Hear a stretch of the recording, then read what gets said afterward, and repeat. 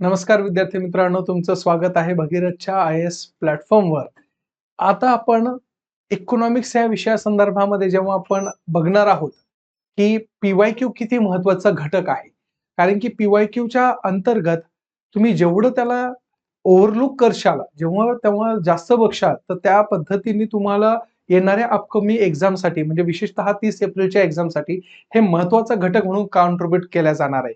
मग आज आपण इकॉनॉमिक्स ह्या विषयाच्या गोष्टीला हात घालणार आहे किंवा त्याला आपण समजून घेणार आहे, की एक्झॅक्टली हे आन्सर आले कसे किंवा कोणत्या पद्धतीने आलेलं आहे.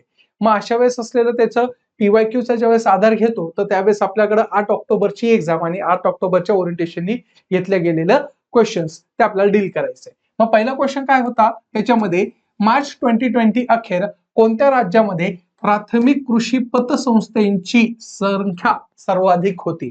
आता इथं लक्षात घेण्यासारखं आहे विद्यार्थी मित्रांनो, ही 8 ऑक्टोबरची एक्झाम जी की 2022 ला झालेली आहे. अशा संदर्भामध्ये ही एक्झाम असताना 22ची पण परंतु विचारला गेलेला क्वेश्चन कधीचा आहे 2020च्या बेसिसवर आहे. ठीक आहे, आता आपल्याला कदाचित माहित नसेल की 2 वर्षापूर्वीच असलेल्या काय गोष्टी आहेत. पण लॉजिक काय लावू शकतो आपण? त्यांनी क्वेश्चन मध्ये विचारलेलं आहे की राज्यामध्ये प्राथमिक कृषी पतसंस्था काय आहे? सर्वाधिक प्राबल्यता किंवा त्याची आपण म्हणतो संख्या जास्त आहे. हे जेव्हा अनालिसिस करतो विद्यार्थी मित्रांनो, तर त्यावेळेस आपल्याला काय दिसून येते, जर तुम्ही ऑप्शन बघायला गेलं तर ऑप्शन मध्ये नियर टू बी आपल्याला दिसून येते की कर्नाटक आणि महाराष्ट्र ह्या दोन पैकी असणार आहे. का असणार आहे? कारण की कृषी घटक हा जो आहे तो महाराष्ट्र आणि तुमचा असलेला कर्नाटक मध्ये हा सर्वात जास्त प्रमाणातला आहे किंवा त्याला आपण म्हणतो की जास्त वेटेज आहे. गुजरातमध्ये जावं तर तुम्हाला इंडस्ट्रियलायझेशन तिथे जास्त दिसणार आहे. तुमचं तामिळनाडूमध्ये जावं तर एका प्रकारची असलेली पर्टिक्युलर कृषी संस्थेशी निगडीत असलेल्या काही गोष्टी कमी दिसतील. परंतु ह्या दोन गोष्टीचं ज्यावेळेस आपण ऑब्झर्व करतो तर त्यावेळेस सगळ्यात महत्वाचं एक वेगळं ओरिएंटेशन आपण इथं लक्षात घेतलं पाहिजे. ते म्हणजे काय? प्राथमिक कृषी पतसंस्थेची असलेली सर्वाधिक संख्या.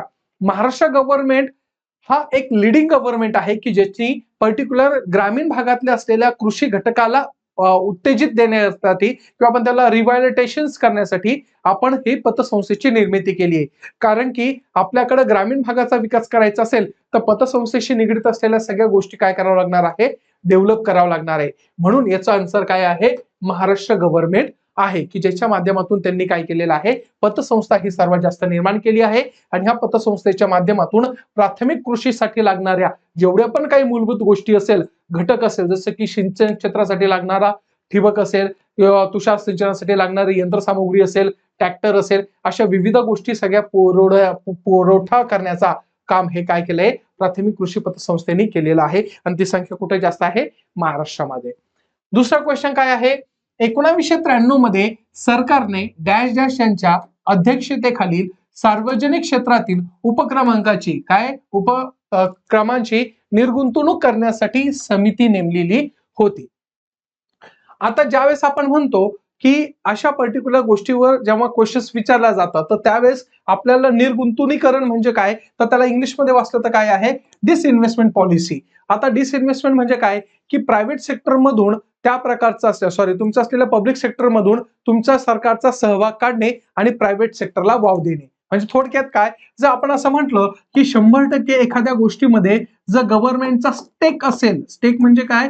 की पर्टिक्युलर त्याचा हस्तक म्हणून तिथं असेल, तर याच्यातले असलेले स्टेक हे कमी करणे म्हणजे 51% किंवा 51% पेक्षाही कमी त्या प्रकारचं असलेलं गव्हर्नमेंटचा स्टेक कमी करणे आणि प्रायव्हेट सेक्टरला असलेला तो जो वाव आहे तो 49 ते 50 किंवा 51 पर्यंत वाढविणे. अशा प्रकारची असलेली गोष्टी ज्याच्या माध्यमातून केल्या जाते तर त्याला म्हणतात डिसइन्व्हेस्टमेंट. काय म्हणतात? डिसइन्व्हेस्टमेंट म्हणतात. मग अशा वेळेस डिसइन्व्हेस्टमेंटची असलेली पॉलिसी आणि त्याच्यावर डिसइन्व्हेस्टमेंटनी गव्हर्नमेंटनी केलेल्या गोष्टीवर आपल्याला त्या प्रकारचा असलेला पैसा भेटू शकतो हे अंदाज बांधल्यानंतर आपण डिसइन्व्हेस्टमेंट हे चालू केलेलं आहे. परंतु हे डिसइन्व्हेस्टमेंट चालू करावं अशा प्रकारेसाठी एक आयोग नेमला होता. त्या आयोगाचं नाव आहे सी रंगराजन आयोग आहे. त्या संदर्भामध्ये आयोगाच्या अंतर्गत त्या पर्टिक्युलर 1996 ला राधाकृष्ण आयोग हे काय केलेलं आहे?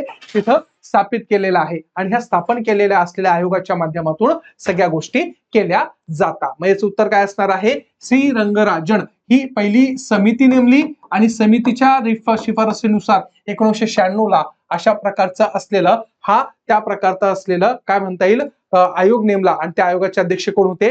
रामकृष्ण आयोग हे होते. आपण हे लक्षातही ठेवलंच पाहिजे. त्याच्यानंतर पुढचा क्वेश्चन काय आहे? 2017-18 मध्ये भारतातील सर्वाधिक प्रत्यक्ष विदेशी गुंतवणूक म्हणजे एफडीआय हा कोणत्या क्षेत्रामध्ये झालेली आहे? आता सिंपल लॉजिक लावू शकत होतो विद्यार्थी मित्रांनो. काय होतं की त्यामध्ये आपल्याकडे सेवा क्षेत्र हे जास्त प्रिडॉमिनेटली आहे. भारताचा जर आपण विचार करायला गेलं तर त्यावेळेस आपल्याला प्राथमिक क्षेत्र पण आहे, द्वितीय क्षेत्र पण आहे आणि तृतीय क्षेत्र पण आहे. मग प्राथमिक क्षेत्रामध्ये असलेली जी गुंतवणूक असेल ती साहजिकच एफडीआयच्या माध्यमातून नसणार आहे. द्वितीय क्षेत्रामध्ये आपण तेवढ्या प्रकारचं असलेलं इन्व्हेस्टमेंट करू शकलो नाहीये. मग राहिलं कोणतं? सर्व्हिस सेक्टर आहे. मग सर्व्हिस सेक्टरमध्ये आपल्याला सगळ्यात महत्वाचं असलेलं फायनान्शियल सेक्टर आहे आणि कम्युनिकेशन सेक्टर्स आहे. परंतु आपल्याला माहिती आहे की आपल्याकडं आयटी सेक्टर जास्त बूमिंग आहे. कोणतं क्षेत्र आहे? आयटी क्षेत्रांचं बूमिंग आहे. मग हे आयटी क्षेत्र kind of a communication services आहे. मग हे आयटी क्षेत्राच्या माध्यमातून आपल्याकडे एफडीआयचा असलेला जो संकल्पना आहे ती काय चालली आहे? वाढताना आपल्याला दिसून येते. म्हणून आपण असं म्हणू शकतो की याचं उत्तर काय आहे? कम्युनिकेशन असलेलं सर्व्हिसेस आहे आणि सर्व्हिसेसमध्ये आयटी क्षेत्र हे काय आहे? महत्वाचं आहे. ज्याच्यामध्ये एफडीआय काय झालेला आहे? इनरिचमेंट झालेला आहे. सर्वाधिक प्रत्यक्ष विदेशी गुंतवणूक ही कशामध्ये? कम्युनिकेशन असलेल्या सर्व्हिसमध्ये. आलं लक्षात? आता पुढचा क्वेश्चन आहे विद्यार्थी मित्रांनो. आता बघा हे क्वेश्चन जे असताना ते आपण म्हणतो की तुम्हाला माहिती असेल तर डील करायला पाहिजे, नाही तर otherwise you have to be skip over that. कारण काय? कारण की हे क्वेश्चन्स तुम्ही कितीही वाचा किंवा कुठेही वाचले तरी कन्फर्मली सांगू शकत नाहीये. परंतु आता आयोगाने त्या पद्धतीचं असलेलं दिलेलं आन्सर आपल्याला जेव्हा चेक केलं तर त्यावेळेस आपल्याला काय दिसून आलंय की पर्टिक्युलर ह्या क्वेश्चनचा आन्सर मध्ये त्यांनी वापरलेला शब्द काय होता की तुमच्या असलेल्या 21-22 चा असलेला अर्थसंकल्प. त्यामुळं अर्थसंकल्पाला आपल्या डोळे खालून जाणं गरजेचं आहे. आता रिसेंटली 2023 चा असलेला अर्थसंकल्प आपण बघितला, त्याच्यामध्ये अभ्यास करण्याजोगे काही गोष्टी असेल तर ते तुम्ही मांडून ठेवल्या पाहिजे किंवा ते बघितल्या पाहिजे. विशेषतः काही नवीन प्रोव्हिजन असेल अर्थसंकल्पामधल्या तर त्या गोष्टी तुम्ही तिथे नमूद करायला पाहिजे किंवा तुमच्या स्वतःच्या नोट्समध्ये तिथं उतरवला पाहिजे. कारण की जनरल गोष्टी विचारण्या जाण्याची शक्यता नसते, परंतु पहिल्यांदा काही गोष्टी नवीन इनिशिएटिव्ह गव्हर्नमेंट करत असेल तर त्या सगळ्या गोष्टी तुम्ही नमूद करायला पाहिजे. मग अर्थसंकल्पाच्या बाबतीमध्ये हे 21-22च्या बद्दल विचारले तर शक्यता ही नाकारता येत नाहीये की येणाऱ्या 30 एप्रिल एक्झामला आपल्याला हा जो अर्थसंकल्प मांडला आहे 2023चा त्याच्यावर विचारण्याची शक्यता आहे. मग अशा वेळेस काय विचारलं त्यांनी? वायू प्रदूषणाच्या वाढत्या समस्येचा सामना करण्यासाठी 2020-21च्या अर्थसंकल्पामध्ये 10 लाख पेक्षा अधिक लोकसंख्या असलेल्या डायजेस्ट शहरी केंद्रासाठी 2217 कोटी प्रदान करण्याचा प्रस्ताव आहे. म्हणजे कदाचित हे पहिल्यांदाच आपण असं केलं असावं 2021-22 ला. मग सेम त्या प्रकारे जर अशा किती शहरांना विभागून दिलं असेल किंवा ती किती शहरांना दिलं असेल, कारण की स्मार्ट सिटी असेल किंवा विविध प्रकारचं असलेलं आपण प्रदूषणमुक्त शहर करण्याच्या मार्गावर ज्या गोष्टी करतोय तर अशा वेळेस त्या संदर्भामध्ये जर असे क्वेश्चन्स पहिल्यांदा काही गोष्टी डिस्कस करत असेल तर हे आपल्याला तिथं समजणं गरजेचं आहे, किती महत्वाचं आहे. त्याच्यामध्ये किती आहे? 42. किती आहे? 42 असलेले शहर आहे आणि त्याच्या माध्यमातून काय आहे? एवढं त्या शहरांना पैसे दिलेले आहे. आता पुढचा क्वेश्चन आहे विद्यार्थी मित्रांनो, तो म्हणजे काय? योग्य जोड्या जुळवा. आता बघा जोड्या जुळवा जरी तुम्हाला क्वेश्चन आले असेल आणि भरपूर काही गोष्टी फॅक्ट्स असेल आणि हे माहित नसेल पण लॉजिकनी आपण सॉल्व्ह करू शकतो विद्यार्थी मित्रांनो. कसं? जर तुम्ही इथून खालून वाचायची सुरुवात केली तर काय दिसतं? आता बघा साहजिकच लोक विद्यार्थी काय करणार आहे? वरतून वाचणार आहे, पण आपण खालून वाचू का? कारण की वेगळी काही ट्रिक सापडते का? बघा काय सांगितलंय? नवीन तंत्रज्ञानाचा वापर. आता ह्या संदर्भामध्ये काही उद्योगांची हे दिलेली आहे. आता साहजिकच आहे नवीन तंत्रज्ञान असेल किंवा नवीन तंत्रज्ञानाच्या माध्यमातून इथं त्या प्रकारे सुती कापड वगैरे असू शकतं का? नाही. मग डीचं पहिलं जर कुठं असेल तर आहे का? नाही. त्याच्यानंतर डीचं त्या संदर्भामध्ये साखर उद्योग असू शकतो का? नाही. म्हणजे तुमचं असलेलं तीन पण आपल्याला दिसत नाहीये. परंतु त्या प्रकारचं असलेलं लोह स्टील वगैरे किंवा ह्या गोष्टी आहे त्या पण काय असणार आहे? सॉर्ट आउटिंग करायला प्रॉब्लेम होणार आहे. मग आपण दुसरं जर गेलं काय? जलद औद्योगिकरणासाठी कारणीभूत ठरणारा उद्योग. आता जलद औद्योगिकरण करण्यासाठी आपल्याला लागणारी मूलभूत गोष्ट म्हणजे काय असणार आहे? लोह आणि स्टील उद्योग असणार आहे. कारण की त्याच्याशिवाय तर काही गोष्टी होणार नाहीये. म्हणजे औद्योगिकरणासाठी लागणारी गोष्ट आपल्याला याच्यावर नाही कळलं तर आपण स्विच होऊ शकतो. मग याच्यावर काय दिसतंय? औद्योगिकरणासाठी लागणारा उद्योग. लोह किंवा स्टील आहे. मग आपल्या सीचं 2 कुठं कुठं आहे? मग सीचं 2 एकाच ठिकाणी आहे. चटकन सापडून गेलं. आलं लक्षात? ह्या पद्धतीने जायचंय. तुम्ही ठीक आहे वरतून गेले असाल कृषी प्रधान उद्योग. मग आता कृषीचं मग काय असणार आहे? त्या संदर्भात कोणतं असणार आहे? हे सगळ्या गोष्टीच्या पद्धतीने जेव्हा आपण म्हणतो तर कुठेतरी कॉम्प्लिकेटेड होतं. पण खालून जर गेलं तर आपल्याला लवकर उत्तर सापडण्याची काय होती? मुभा आपल्याला सापडती. ठीक आहे. आता बघा पुढचा क्वेश्चन फॅक्च्युअल डेटा होता. येत असेल तर सॉल्व्ह करायचं, अदरवाईज नाही तर राहू द्यायचं. काय सांगितलेलं आहे? नियंत्रक आणि महालेखा परीक्षक म्हणजे ज्याला काय म्हणतो आपण कॅग म्हणतो, यांना पुरवणारी लेखा परीक्षणाचे आदेश देण्याचा अधिकार असून लेखा परीक्षण अहवाल प्राप्त झाल्यापासून डॅश डॅश दिवसाच्या आत लेखा परीक्षण अहवाल ते टिप्पणी करू शकतात. आता कॅगचं काम काय आहे? आर्टिकल 148 मध्ये सरळ सांगितलेलं आहे की कॅगचं काम काय असणार आहे? जे पण एक्सपेंडिचर झालेलं असणार आहे, एक्सपेंडिचर कोणाकडनं? तुमचं असलेलं स्टेट गव्हर्नमेंट, सेंट्रल गव्हर्नमेंट, तुमच्या PSUज असेल किंवा कोणताही त्या प्रकारचं असलेलं जिथं शासन व्यवस्थेचा असलेला अधिकार जास्त येतो, अशा पद्धतीचे असलेला एखादा तुम्ही एक्सपेंडिचर करत असाल, त्या एक्सपेंडिचरचं असलेलं मोजमाप करायचं किंवा लेखा परीक्षण करायचं काम ह्या कॅग रिपोर्टवर आधारित असतं. मग यावर त्या प्रकारे तुम्ही अहवाल बघितला, अभ्यास केला, सगळं झालं. हे झाल्यानंतर त्या प्रकारची असलेली टीका टिप्पणी करायची असेल तर त्या किती दिवसाच्या आत तिथं अहवाल सादर करावा लागतो? 60 दिवसाच्या आत सादर करावाच लागतो. आता हे माहिती असेल तर सॉर्ट आउट करायचं, नाही तर अदरवाईज विद्यार्थी मित्रांनो असे जे क्वेश्चन येत असेल डिफिकल्ट लेवलचे तर स्किप केलं तरीही चालू शकतं. आता पुढचा क्वेश्चन आहे तो म्हणजे काय असणार आहे? राजकोषीय तूट. काय असणार आहे? राजकोषीय तूट. राजकोषीय तूट हे काय आहे? तर राजकोषीय तूट आणि वर्षभरातील व्याज भरणा यातील फरकाला डॅश डॅश म्हणतात. आता तुम्हाला इथं काही तुटींच्या ज्या अर्थसंकल्पना आहेत त्या संकल्पना तुम्हाला माहिती असणं अपेक्षित आहे.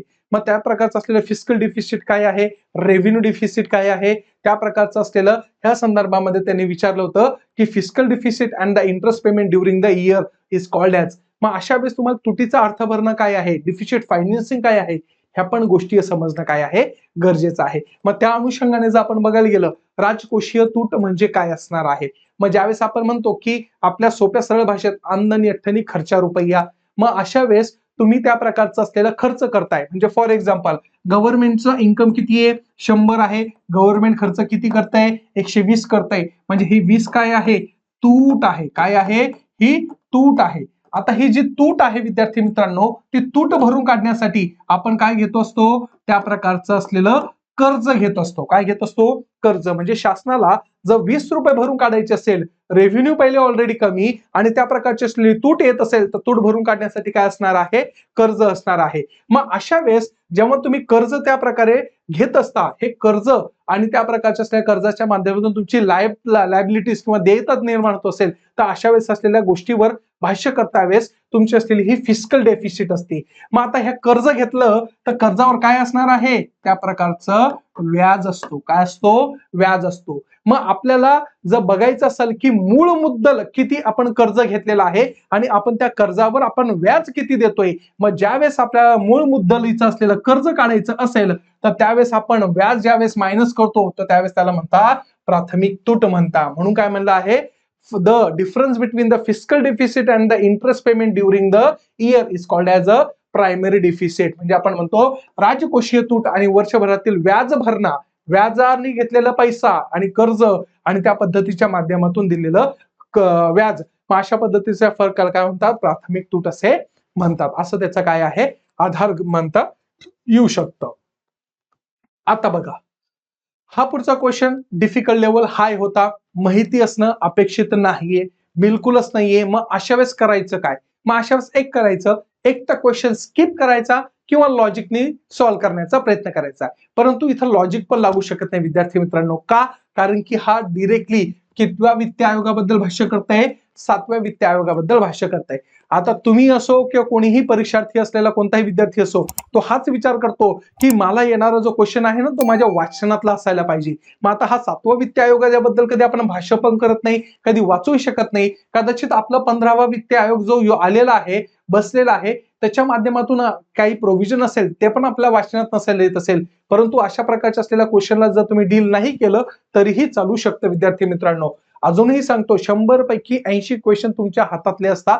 20 क्वेश्चन कदाचित तुम्हाला तिथं डिफिकल्ट लेवल फेस करावी लागणार आहे. मग अशा प्रकारचा हा डिफिकल्ट लेवलचा असलेला क्वेश्चन आहे. मग याच्यामध्ये काय सांगितलेलं आहे, लोकसंख्येसाठी असलेली 25% भार आहे, कारण की जे टॅक्स डिव्होल्युशन केला जातं कुठून, central government to the state government. मग ह्या स्टेट गव्हर्नमेंटला जेव्हा टॅक्स डिव्होल्युशन केला जातो, तो डिव्होल्युशन करता वेळेस काही फॉर्म्युला असतो. मग पॉप्युलेशन आहे, फॉरेस्ट एरिया आहे, इन्कम डिसिप्लिन्स आहे, त्याच्यानंतर तुमचं असलेलं फिस्कल डिसिप्लिन्स आहे. अशा विविध गोष्टीच्या आधारावर तुम्हाला ज्यावेळेस सेंट्रलकडनं स्टेटकडे पैसा येतो, तर त्याच्यामध्ये काय केलं जातं, हे डिस्ट्रीब्युशन काउंटिंग केलं जातं. ते दोन प्रकारचं असतं, एक हॉरिझॉन्टल आणि एक व्हर्टिकल असतं. मग अशा वेळेस हे व्हर्टिकल जेव्हा डिव्होल्युशन करता, तर हा फॉर्म्युला यूज केला जातो. मग त्याच्यासाठी असलेला हे लोकसंख्येसाठी 25% भार, हा एक स्टेटमेंट बरोबर होता. म्हणजे ए इथं आहे, म्हणजे सेकंड गेलं. त्याच्यानंतर प्रत्येक राज्यातील गरिबांसाठी 35% भार, अशा गरिबांसाठी असं कधीच काही नसतं. मग बी गेलं, त्या प्रकारचं असलेलं इथं बी आहे. अजून कुठं आहे का, नाही. त्याच्यानंतर आता काय राहिलं, हे दोन राहिले.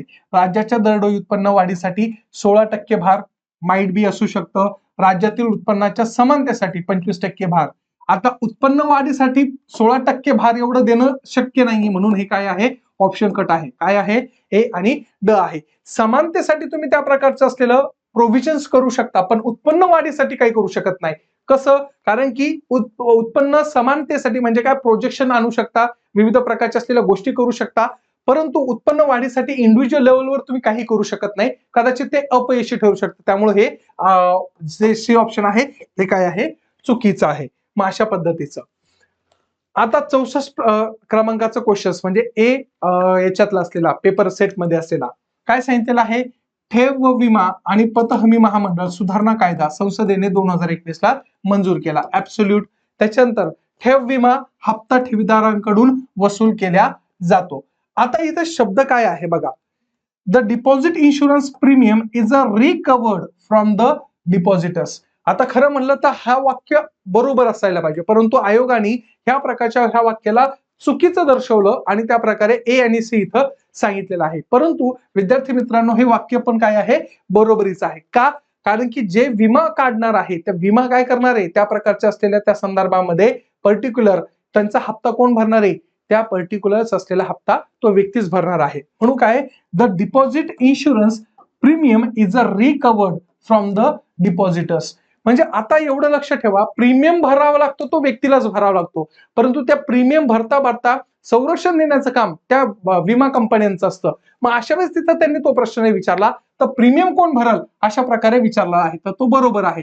ठेव विमा हप्ता सर्व विमाधारक बँकेसाठी काय आहे, अनिवार्य आहे. ही पण प्रोव्हिजन काय आहे, बरोबर आहे. म्हणजे वरील पैकी सर्व योग्य आहे, परंतु आयोगाने हेच उत्तर हे दिलेलं आहे. आता कोणत्या कारणास्तव देत असेल ते आपल्याला ही चांगलं ठाऊक आहे की याच्यामुळं हे काय चुकू शकण्याची शक्यता आहे, परंतु हेच उत्तर हे आहे. ठीक आहे, चलो. आता त्याच्यानंतर खालीलपैकी विधाने किंवा विधानापैकी कोणते विधान काय आहे, योग्य आहे ते ओळखा. मग अशा वेळेस आपण ज्यावेळेस म्हणतो, तर संपूर्ण ग्रामीण रोजगार योजना SGRY कधीपासून 2001 मध्ये काय झाली आहे, सुरू करण्यात आली. हे ऍब्सोल्युटली राईट आहे. याच्यामध्ये कोणतंही दुमत नसायला पाहिजे. बघा विद्यार्थी मित्रांनो, विविध प्रकारच्या ज्या योजना आहेत त्या योजना PYQच्या माध्यमातून रीड करण्याचा प्रयत्न करा. का, योजनेवर आधारित असलेल्या गोष्टी तिथं रीड केल्या तर तुम्हाला चांगल्यापैकी काय होणार आहे, कव्हर होणार आहे. कारण की PYQ मध्ये बऱ्यापैकी गोष्टी नमूद केलेल्या आहे. मग हे ऍज इट इज क्वेश्चन विचारलेला आहे. संपूर्ण ग्रामीण रोजगार योजना SGRY कधी सुरुवात झाली आहे, 2001 मध्ये सुरू झालेली आहे. त्याच्यानंतर महात्मा गांधी राष्ट्रीय ग्रामीण रोजगार हमी योजना त्या प्रकारचं असलेलं 2 फेब्रुवारी 2006 ला काय झाले, सुरू करण्यात आले. हे पण बरोबर, हे पण बरोबर. आता तिसरं बघू, नेहरू रोजगार योजना ऑक्टोबर 1951 मध्ये ग्रामीण गरिबांच्या फायद्यासाठी सुरू झाली. लक्षात ठेवायचं, हे ग्रामीण नाही, काय आहे, शहरी भागासाठी आहे. काय आहे, शहरी गरिबांच्या फायद्यासाठी झालेली आहे. त्यामुळं हे सी ऑप्शन काय असणार आहे, चुकीचं असणार आहे. ए आणि बी कुठं आहे, ए आणि बी 3 क्रमांकाचा आहे याचं आन्सर. आलं लक्षात, ह्या प्रकारचं असलेला आन्सर तिथं देऊ शकतो. त्याच्यानंतर काय आहे, 2016 साली एनके सिंग समिती डॅशशी संबंधित आहे. खूप वेळेस क्वेश्चन विचारलेला आहे, रिपीटेड क्वेश्चन आहे. याच्यामध्ये तुम्हाला हे माहिती असणं गरजेचं आहे की 2016 साली एनके सिंग समिती कशासाठी होती, तर FRBM ऍक्ट साठी होता. FRBM ऍक्ट कधीचा आहे, 2003 चा आहे. काय आहे, 2003 पासून लागू झालेला आहे. मग अशा प्रकारचा असलेला FRBM ऍक्ट त्या प्रकारे असलेला fiscal responsibility and budgetary management आहे. म्हणजे फॉर एक्झाम्पल आपण म्हणू FRBM ऍक्ट कशासाठी आणलेला आहे, तर FRBM ऍक्ट अशासाठी आणलेला आहे की शासनाने कर्ज घ्यावं, काय कर्ज घ्यावं, परंतु फक्त कंटिन्यू कर्ज घ्यावं हे कधीही शाश्वत असू शकत नाही. म्हणजे काय की स्वतःची उत्पन्नाची साधने हे मजबूत करून त्या प्रकारे कर्जाचा आधार घेऊन तुम्ही अर्थव्यवस्था रन करू शकता. त्याच्यामध्ये कोणत्याही प्रकारे दुमत नाहीये. परंतु तुम्ही फक्त कंटिन्युअसली कर्ज घेत असेल आणि तुमचं शासन व्यवस्था चालवत असेल तर हे कदाचित चुकीचं आहे. कदाचित त्याचा डिफॉल्ट पण होऊ शकतो. जसं की श्रीलंकेचं आपण उदाहरण घेऊ शकतो. तो फक्त कंटिन्यू स्वतःचं उत्पन्न कसं होईल याच्यावर भाष्य केलं नाही, पण त्यांनी कंटिन्यू काय घेतलेलं आहे, कर्ज घेतलेलं आहे. म्हणून अशा प्रकारचं असलेलं गव्हर्नमेंटवर वॉच करण्यासाठी FRBM ऍक्ट आणलेला आहे. आणि FRBM ऍक्टचं महत्वाचं प्रोव्हिजन म्हणजे तेच की रिलुक द एक्झॅक्टली तुमचं असलेलं फिस्कल किती त्या प्रकारे मेंटेन करता येतं आणि बजेटरी मॅनेजमेंट कसं केलं जाणार आहे. मग अशा प्रकारचं आन्सर काय आहे, 4 क्रमांकाचं आहे. त्याच्यानंतर पुढचा क्वेश्चन, भारतामध्ये 1980 ते 85च्या काळामध्ये लहान जमीन धारकता होण्याची खालीलपैकी कोणते कारणे होती. आता साहजिकच आहे, फ्रॅगमेंटेशन ऑफ लँड ज्याला आपण इंग्लिशमध्ये म्हणतो, हे तुकडीकरण जे होत चाललं आहे. कारण दिवसेंगणित आपली लोकसंख्या वाढतीये, दिवसेंगणित त्या प्रकारचं असलेल्या लोकांची असलेली संख्या वाढून डिमांड केल्या जाते की मला पण त्या प्रकारे जमिनीमध्ये वारसा हक्क पाहिजे. मग अशा पद्धतीच्या माध्यमातून पूर्वी असलेली 150-200 एकरची जमीन आता तुकडे तुकडे होऊन 20-20 एकर किंबहुना 5-5 एकरवर येऊन ठेपलेली आहे. मग मार्जिनल लँड फार्मिंग ज्याला आपण म्हणतो, आता सध्याची कॉन्सेप्ट चालू आहे की मार्जिनल लँड्स हे एक भारताच्या असलेल्या व्यक्तीचं असलेलं एक वैशिष्ट्य म्हणता येणार आहे की शेतकरी आता शेतकरी खऱ्या अर्थाने नाही राहिलाय, तर आता सगळ्यांकडे काय अल्पभूधारक शेतकरी म्हणून इथं कन्सिडर केलं जातं. मग याची कारणं कोणती कोणती आहे, तर साहजिकच आहे. पहिला आहे वारसा कायदा. वारसा हक्कानुसार त्या प्रकारे काय केलं जातंय, तिथं मागणी केल्या जाते की मला हा हक्क आहे. इथं 1 एकर आहे तर 1 एकर मध्ये मुलगा असेल 2 तर 2 वाटण्या होणार आणि मुलगी असेल तर 3 वाटण्या होणार. अशा प्रकारे ती वाटण्या किंवा वारसाच्या माध्यमातून केल्या जातं. त्याच्यानंतर वेगाने वाढणारी लोकसंख्या हे पण आहे. त्याच्यानंतर ग्रामीण कर्ज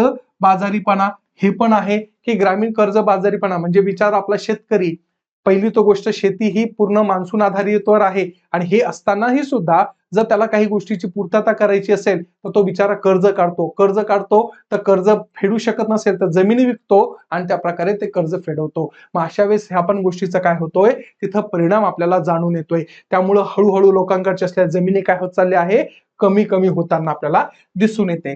वेगाने वाढणारी संयुक्त कुटुंब व्यवस्था हा चुकीचा पॉइंट आहे विद्यार्थी मित्रांनो. का, कारण की संयुक्त कुटुंब व्यवस्था जर वाढत असेल तर आपण म्हणतो मी जर एकटा असेल तर माझ्याकडे 2 एकर आहे आणि माझ्या जर 3-4 भाऊ आम्ही एकत्र असेल तर प्रत्येकाची असलेली छोटी छोटी जमीन मिळून आमची कदाचित 20-25 एकर होणार आहे. मग ही संयुक्त कुटुंब व्यवस्था एका प्रकारे अल्पभूधारक म्हणून नाही तर मोठ्या भूधारकाच्या असलेल्या कन्वर्टमध्ये होणार आहे. म्हणून याचं उत्तर काय असणार आहे, A, B आणि C असणार आहे. 3 क्रमांकाचं याचं उत्तर असणार आहे. आता पुढचं बघा, क्वेश्चन आहे तो अगदी सोपा आहे, रिपीटेड क्वेश्चन्स आहे. PYQ रीड करा, परफेक्टली तुम्हाला बाकीच्या गोष्टी लक्षात राहणार आहे. आणि आपल्या क्लासेसमध्ये आपण पर्टिक्युलर इकॉनॉमिक्स शिकवता वेळेस मी मुद्दामून विद्यार्थ्यांना हे पाठ करून घेतो की कोणत्या कोणत्या गोष्टी तिथं लक्षात ठेवायच्या आहे. तर विद्यार्थ्यांना मी सांगितलं होतं की तुमचं असलेलं 2RBD हे लक्षात ठेवायचं. 2RBD 2 म्हणजे दुसरी पंचवार्षिक योजना.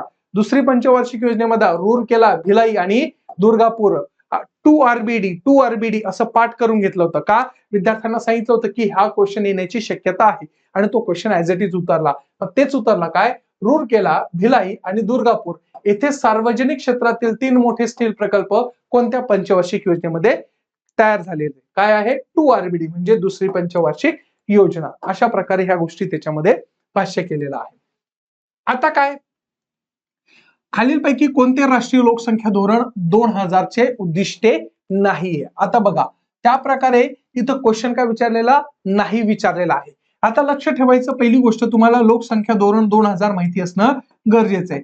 2000चं जे लोकसंख्या धोरण आहे ते 3 गोष्टींमध्ये विभागलेलं आहे. एक काय आहे, तातडीचे. काय आहे, तातडीचे. त्याच्यानंतर आहे मध्यकालीन. काय आहे, मध्यकालीन. आणि काय आहे, दीर्घकालीन. काय आहे, दीर्घकालीन. ज्यावेळेस लोकसंख्या 2000 हे धोरण आपण पास केलं तर जागतिक स्तरावरच्या असलेल्या लोकसंख्येमध्ये जो आपण आकडा पार केला त्याच्या आधारावर लोकसंख्येच्या बाबतीमध्ये त्यांचं असलेलं कुटुंब कसं असायला पाहिजे, त्यांची आरोग्य व्यवस्था कशी असायला पाहिजे, यासाठी गेलेली भाष्यतेसाठी हे लोकसंख्या धोरण 2000 आपण पारित केलं. मग याच्यामध्ये तातडीचे काय सांगितलं, इमिजिएट आपल्याला काय ऍक्शन घ्यावं लागणार आहे, तर बेसिक इन्फ्रास्ट्रक्चर काय आहे, बेसिक इन्फ्रास्ट्रक्चर हे इस्टॅब्लिश करणे. म्हणजे वैद्यकीय सेवेचे असलेले जे महत्वाचे घटक आहे, प्रायमरी म्हणजे आपण पीएमसी म्हणतो, प्रायमरी प्राथमिक उपचार केंद्र असेल, सेकंडरी द्वितीय उपचार केंद्र असेल, ह्या लोकांची असली किंवा ह्या संस्थेची काय करणे, स्थापना करणे. मध्यकालीन काय आहे की तुमच्या असलेले जे पॉप्युलेशन ग्रोथ आहे, म्हणजे आपण म्हणतो ना पहिले हम दो हमारे 4-5 अशा प्रकारची कॉन्सेप्ट होती की 2 अपत्यापेक्षा जास्त असणारी अपत्याची संख्या ही जास्त होती. आता काय सांगितलं नाही, त्या प्रकारे अपत्याला किती मुलगा पाहिजे, 2च मुलं असायला पाहिजे, अशा प्रकारचं हे धोरण तिथं सांगतं. हे काय आहे, मध्यकालीन आहे. म्हणजे त्या प्रकारे आपण असं सांगू शकतो की पर्टिक्युलर एका दाम्पत्याला 2 हे मुलं असणं गरजेचे. मग त्याला म्हणतात पुनर्स्थापन असलेला जो बर्थ रेट आहे तो स्थापन करणे. आणि दीर्घकालीन काय आहे की तुमचं असलेलं 2045 पर्यंत पॉप्युलेशन स्टॅबिलिटी करणे. अशा प्रकारचं असलेलं हे 2000च्या लोकसंख्येचं धोरण आणि याच्यामध्ये केलेल्या गोष्टी. मग असं ह्या संदर्भामध्ये कोणतं उद्दिष्ट नाहीये. आता हे तर मी वरवरच सांगितलं, परंतु याच्यामध्ये खूप काही डिटेल आहे. तर पहिलं काय, बालमृत्यूचे प्रमाण कमी करणे, सार्वजनिक लसीकरण करणे आणि 2 मुलांचे लहान कुटुंब स्वीकारण्यास काय करणे, प्रोत्साहन करणे. अशा प्रकारचे असलेल्या 3 महत्वाच्या घटक तिथं होते. पण विचारलं काय नाही, म्हणजेच काय नसणार आहे, मध्यान्ह भोजन योजना ह्या प्रकारची नसणार आहे. आता पुढचा क्वेश्चन आहे तो म्हणजे काय आहे, खालीलपैकी कोणता भारतीय रिझर्व्ह बँकेचा परिणामात्मक कारण हा मौद्रिक उपाय नाहीये. आता काय नाही विचारलेला आहे. आता बघा, जर याला इंग्लिश मध्ये वापरलं तर काय दिसतं आपल्याला, which of the following is not quantitative monetary measures of reserve bank of India. म्हणजे आता ही तुमची क्वांटिटेटिव्ह टर्म्स काय आहे. आता बघा, आरबीआय जी आहे ते एका प्रकारे काय करते, आपल्यावर रिलुक करत असते. काय करत असते, रिलुक करते.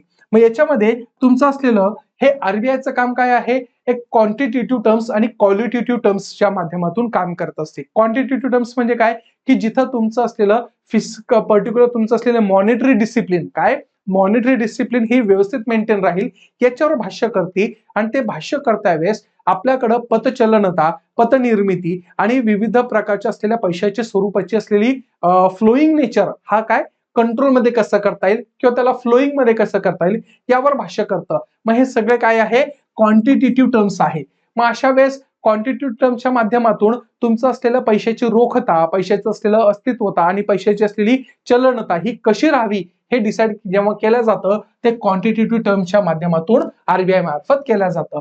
मग आता इथं विचारलेलं काय आहे, which is not a part of your quantitative terms. मग क्वांटिटेटिव्ह टर्म्स नाही विचारलंय म्हणजे साहजिकच आहे, याच्यातून कोणतं नसणार आहे, तर काय आहे, मोरल आहे. काय आहे, समाजवाणी काय, मोरल सन्सियन्स. मग अशा प्रकारचं असलेलं सन्सियन्स जे आहे मोरल ते काय नाहीये, याचं उत्तर नाहीये. बँक रेट आहे, CRR आहे, त्याच्यानंतर SLR आहे. मग अशा विविध प्रकारच्या असलेल्या हे महत्वाचं क्वांटिटेटिव्ह म्हणजे काय, जिथं संख्यात्मक गोष्टीचं असलेलं काय केलं जाणार आहे, मॉनिटर केल्या जाणार आहे. मग अशा पद्धतीच्या असलेल्या गोष्टीच्या माध्यमातून नैतिक समाजवाणी हे काय नाहीये, संकल्पना त्याच्या अंतर्गत आपल्याला येत नाहीये. आलं लक्षात विद्यार्थी मित्रांनो. मग अशा प्रकारच्या असलेल्या काही आपण लॉजिक लावून काही गोष्टी फॅक्च्युअल असून ह्या आपण डील करू शकतो, परंतु सगळ्याच गोष्टी आपल्याला येतीलच याची शाश्वती आपण ही स्वतः घेऊ शकत नाही. त्यामुळं आपण ह्या प्रकारचे असलेले आता ही सिरीज चालू करतोय, ही 2022 पासून सुरुवात करून आपण प्रत्येक वेळेस काय करणार आहे, आपण याच्यामध्ये अपडेशन करणार. Thank you so much.